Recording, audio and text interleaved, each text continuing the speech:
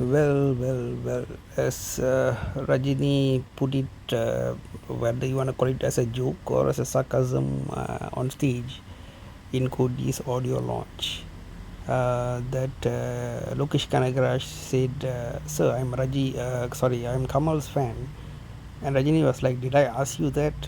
Of course, this also reminisces the fans on Rajini's joke in Chandramukhi film with Vadivelu when they suspecting there's a ghost nearby, right? So, yep, he used that word. Whether he asked him anything, why I never asked you about you being a Kamal or anybody's friend, so why are you telling me that?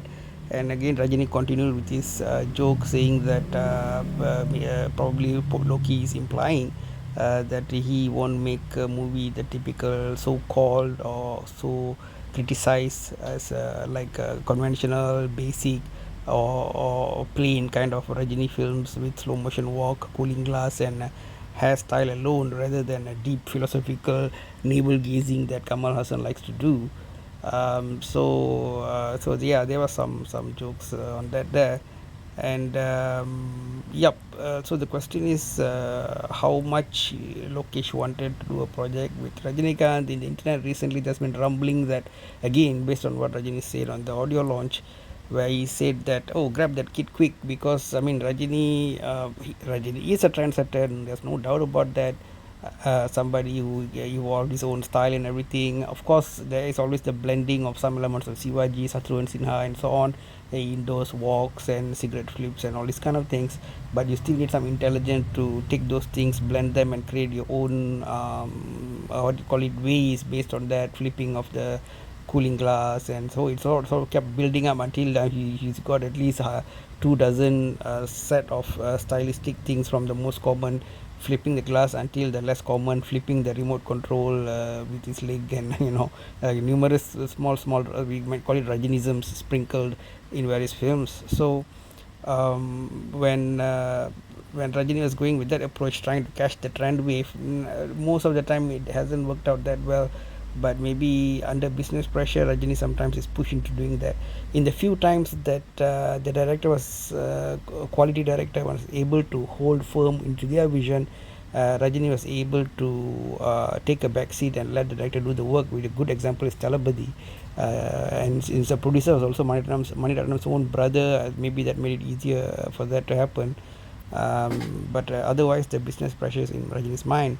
That is why sometimes he made decisions like, for example, even in Chandramukhi, there will be a song Annanoda Paattu, which was very similar to Vijay's hit song in Gilly, Appadi Podu Podu. So that happened because Rajini wanted to catch the trend, and music director Vidyasagar sort of had to accommodate those kind of requests, and so the song was quite mid. It wasn't very good, unlike the main song, the Telugu chorus song, right? That Jyotika sings, that was pretty nice.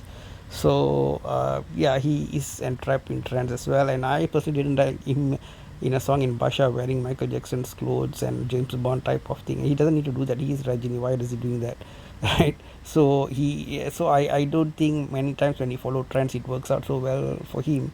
Of course, with exceptions, of course. So Lokesh was like the hot director at the moment. So probably Rajini felt that he need to be sort of not left behind. He must follow the trend. However, in doing that, he must also think whether that director and his style can blend. That is why when he met directors like Vetri Maran, he talks to them, but he doesn't go deeper than that. And of course, directors like Amir, although Amir claims that there was some talks about him directing, and especially directors like Bala, because Bala's kind of so-called alleged abuse, I must say, of the stars and what do you call it, team under him is quite well known, and I'm sure that Rajini wouldn't want to go anywhere near that kind of an environment, right? So for him, people are important, and he wouldn't torture everybody just to get a so-called better output. Again, I'm saying this is allegation. I'm not saying this is true on Bala, but it's just a lot of allegations sort of floating around on him, Director Bala. That being the case, in Lokesh situation, maybe Rajini was a bit how to say, in the catch-22 situation. Karthik Subbaraj was no issue at all. Karthik Subbaraj was an out superstar Rajinikanth fan, and so you can expect him to just give his best.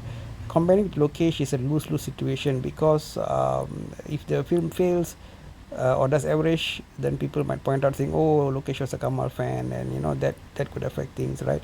Even if the film is hit, maybe they might say it's all due to Rajini and Lokesh's effort. So whether that was a good idea from the very beginning, and on top of that, Lokesh's making style is very very different. He relies on certain, there's no like single major hero. It's always like a group of people working together towards a goal. Very fast pace editing, and very physical fight scenes are needed. So Rajini is a bit older, so the kind of fight scenes would have to be adapted.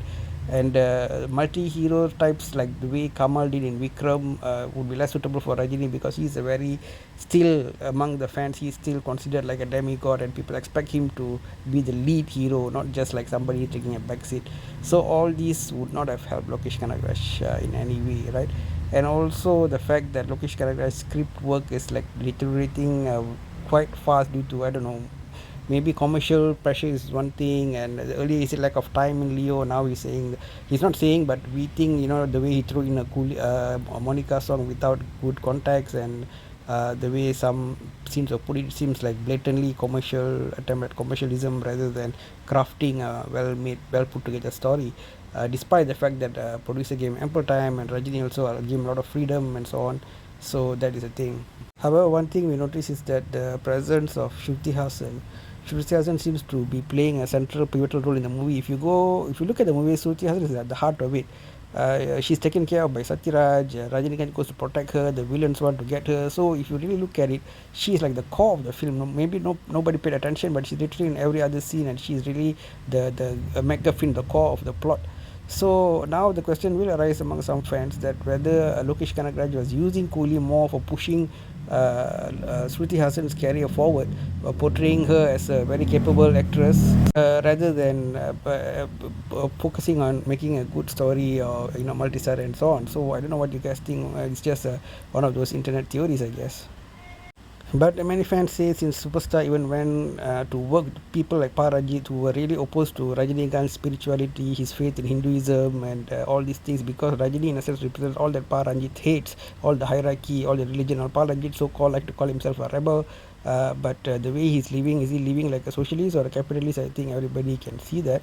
So after breaking up Rajini's persona in Kala, that team stopped.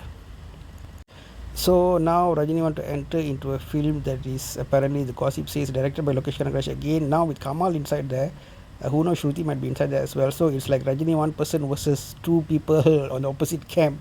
So will Rajini come out of this alive? Well, if history is any indication, Rajini was always an underdog. He was in fact playing as a villain or a second or third character when he started out. So we how many of you all think that he will still come out of that film with a strong sense of herohood and style, or would he be broken down like the way he was broken down in Kala, as somebody who was like cowardly, or bullied by the wife, bullied by the police? He was unable to really make a mark or anything. So that time will tell. We do not know whether this so-called Rajini Kamal project will take off, but definitely the director is somebody who is very biased towards Kamal. So even in Coolie, as we said, we saw Shruti Haasan being pushed hard to go up in that, even in Coolie. So is Lokesh Kanagaraj neutral? Was he working for the best interest of Coolie or other projects? We do not know. What do you guys think? Share in the comment section below. Take care, guys. Bye bye.